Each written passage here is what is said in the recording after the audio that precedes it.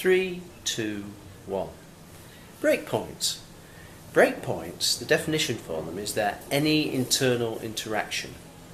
And breakpoints, if you like, they're like our internal moments of truth. They're where we're talking to people within our organisation, or relating to systems, or systems are relating back to us, or in fact it could be a system to system. So those 4 types of breakpoints: person to person, person to system, system to person, and system to system. Now, of course, breakpoints are entirely internal. They're actually caused by the moments of truth. So where you find a breakpoint, try and find which is the causal moment of truth. How did that breakpoint come into being? Breakpoints are also referred to as points of failure, and when we fix them, when we've improved or removed them, they're also referred to as process diagnostics. So our breakpoint rules are all about trying to remove breakpoints. The more breakpoints we remove, the less internal work we have to do, and naturally the lower costs will be, the better service will be. That's breakpoints.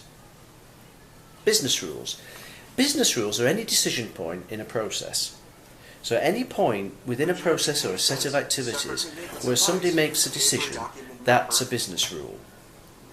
Now, business rules are interesting because they become obsolete very quickly. And oftentimes we'll find in our processes rules that were created for good reason in the past, but they no longer apply. So I'll give you one good example of that. There's a company in the UK called Allied Pickfords, and a few years ago they were looking at the way work was organised. And one particular rule they had was that if you were moving more than 35 miles away from where you currently lived, you experienced the executive removal service. If you were moving less than 35 miles, you'd experience the monkey service.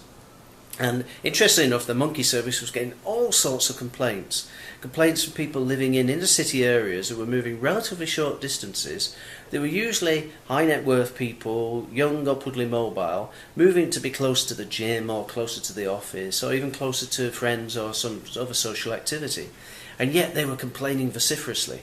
Interestingly enough, at the same time, the exec removal service customers were saying this is the best service they have ever received in all the time they've been moving. Now, why would there be a difference between more than 35 miles or less than 35 miles? Why was one bunch of people getting silver service with white gloves and male and female movers, and the other bunch of people were getting sort of layabouts and guys who were sort of knocking furniture over and things like that?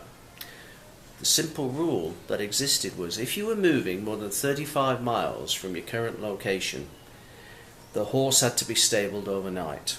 So 35 miles was the maximum distance a horse and cart could travel in a day before you had to stable the horse overnight.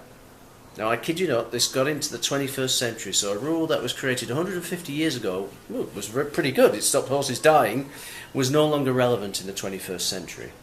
And if you've got a process that's been around more than a week or two, you will have some obsolete rules in there. So rules are an opportunity to actually examine our process and say what's the underlying reason why it exists.